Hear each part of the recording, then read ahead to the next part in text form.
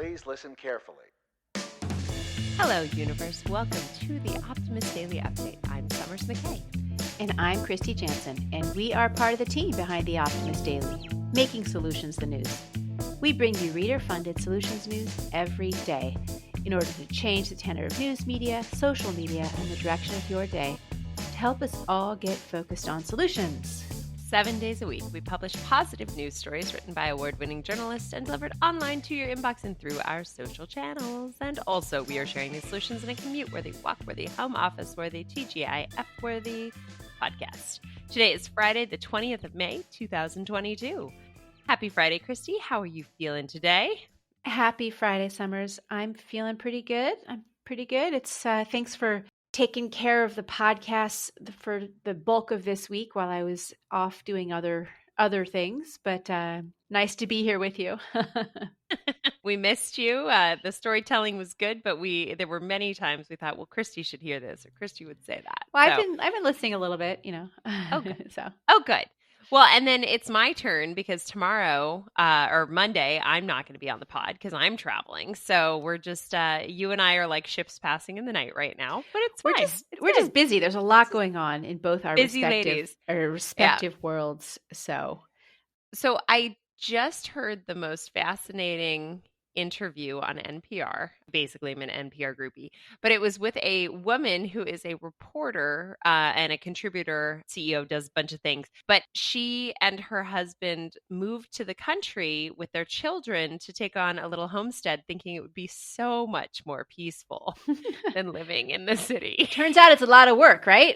Yeah. Turns out managing a big property is, you know, you kind of, it's a job. It's a big job. You know, I have a friend who I used to work with and who I've known for most of my life who bought a ranch like a working ranch, and and his partner trains horses, and now they have like 20 some horses that they are boarding, and she trains them, and he's like a computer like programmer type guy.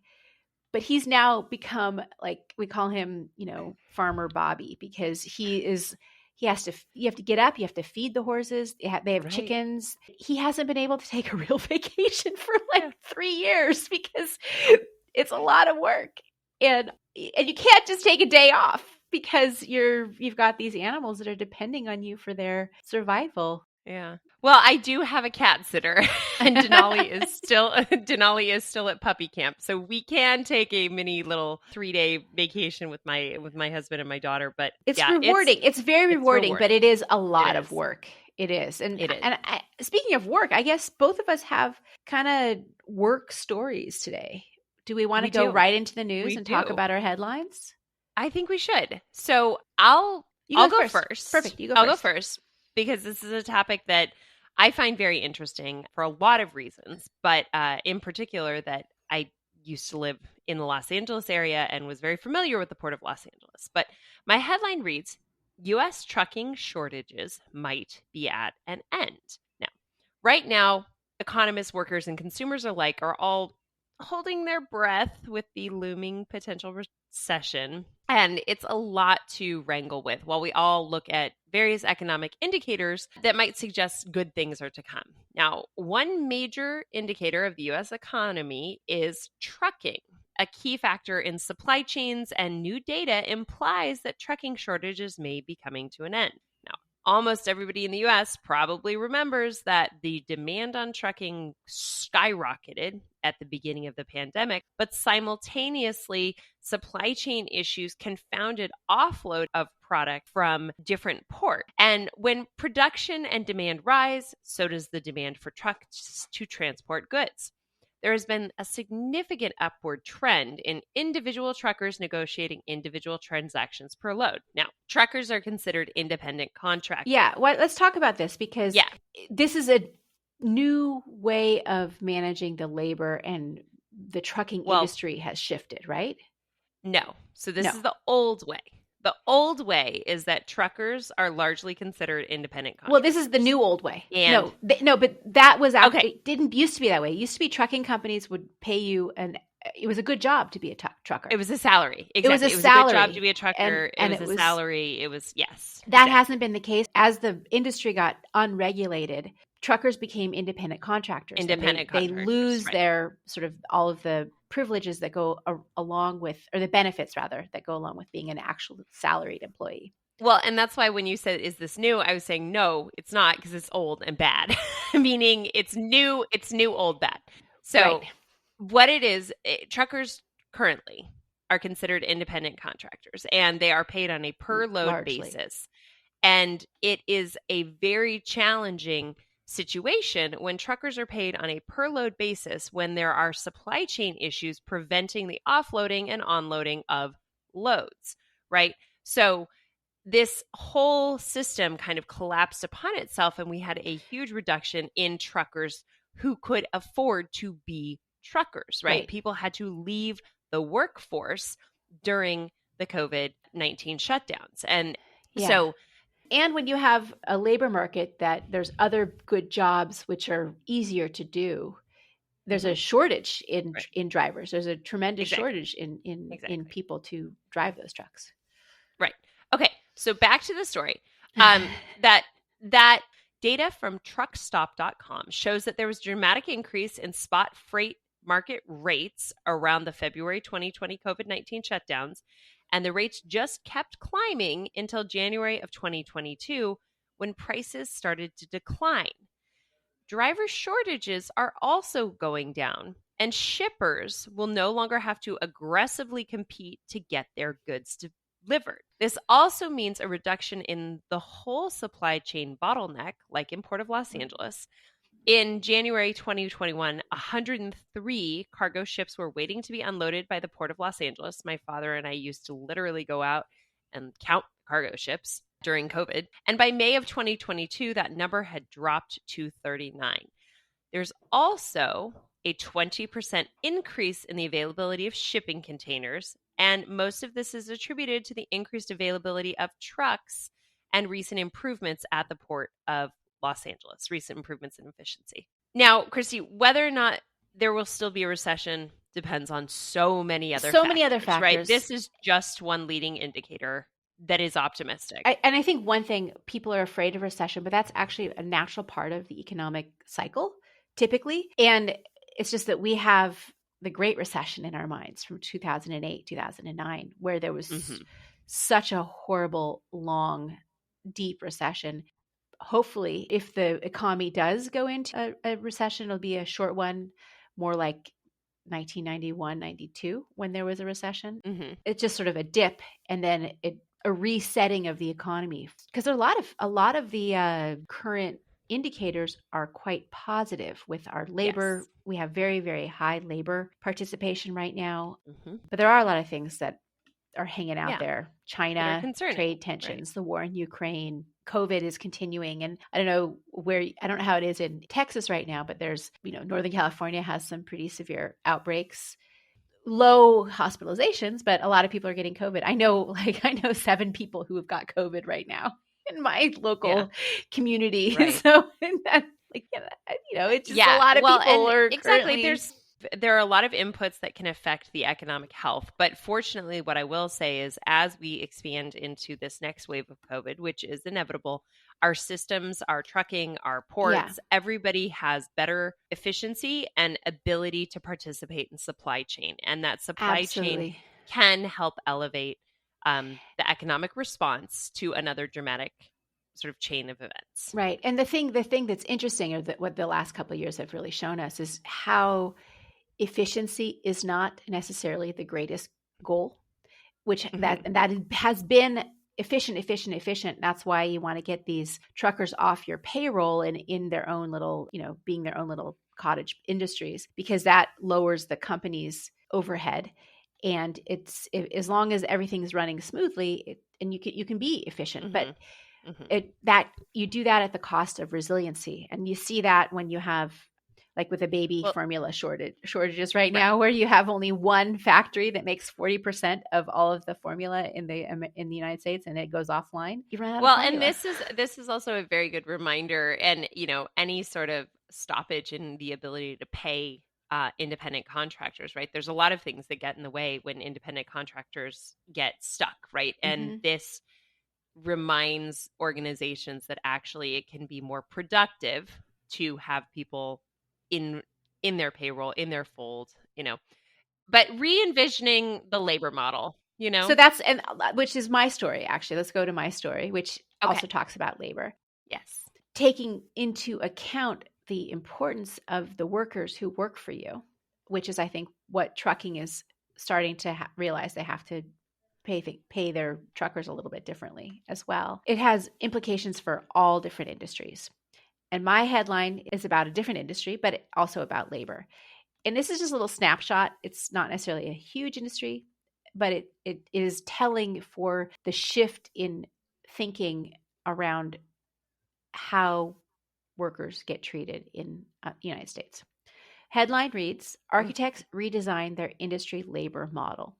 Now, this is a kind of interesting story because it's about a niche industry, architecture. It's a profession that's often seen as kind of a glamorous, creative, lucrative job where individuals, designers get their names on monument, you know, construction projects, Mm-hmm. these big buildings that are a skyscraper or a house, the Lloyd, Andrew Lloyd, no, Andrew Lloyd Webber's, the Frank Lloyd Wright at those iconic houses in the Western United States that become sort of sexy. They speak to a moment. But the truth is that in most of architecture, an individual's effort and even the whole team, it's a collaborative work.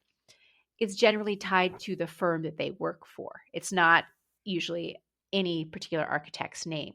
So if you're a partner in a firm, you get the benefit of that. It's not you as a creative individual. And for a junior architect whose work week can run from 40 to 60 hours, skilled professionals usually are not given a lot of power or a lot of recognition. These young professionals who are architects generally come out of school with around $40,000 in debt and pretty low salaries. Then there's the competitive management culture, which has firms promising clients accelerated deadlines for projects that, frankly, design teams can't meet.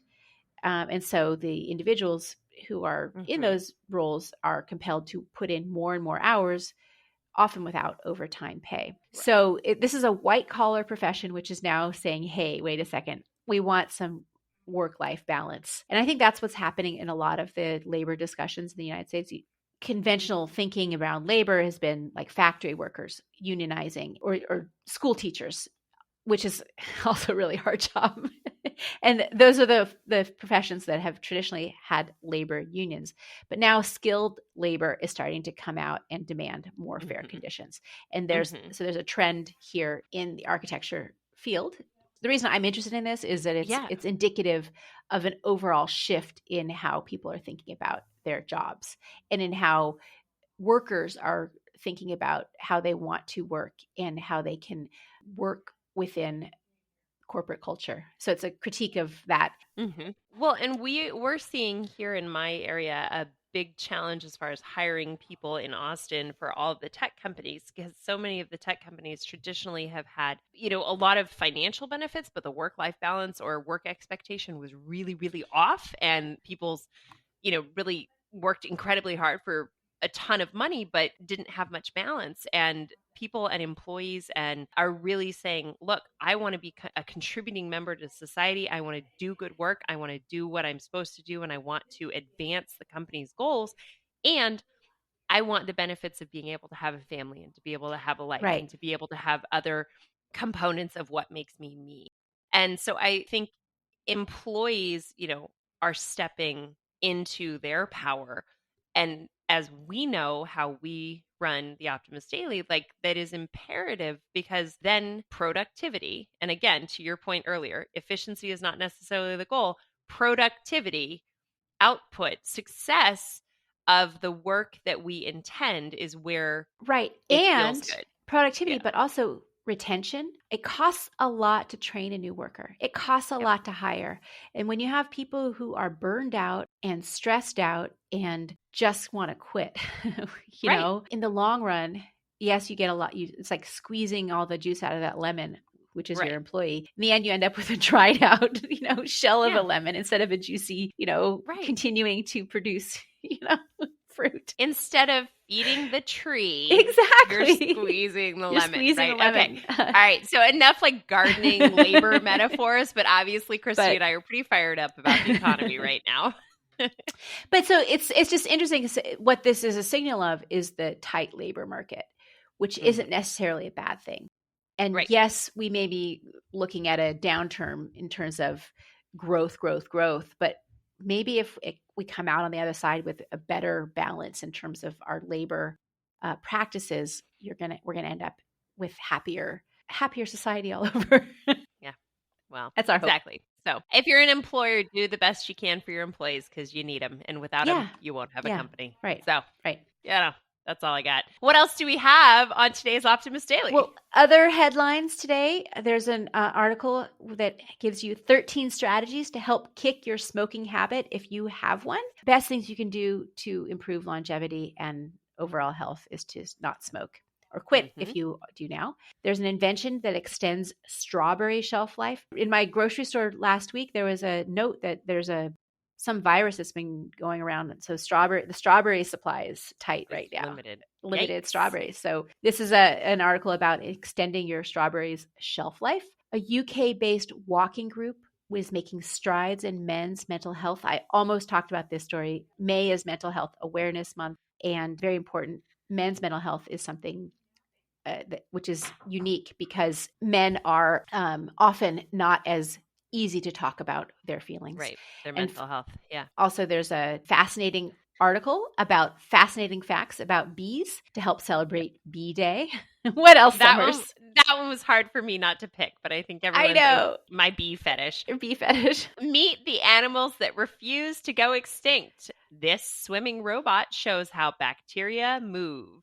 Menopause Education in the Workplace Part 2, and dramatic success in clinical trials of a novel asthma treatment.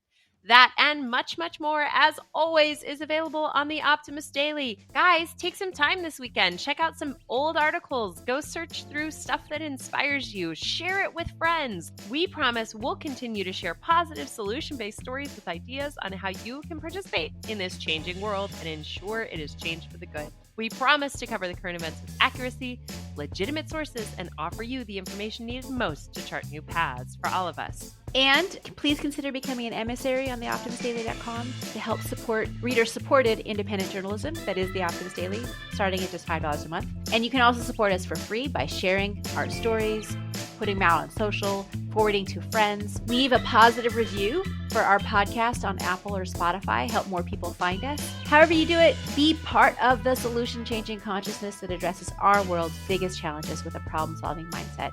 And help us keep the Optimist Daily free to all who need it, supported by those of us who can. Thanks, everybody, and we'll be back on Monday with more solutions.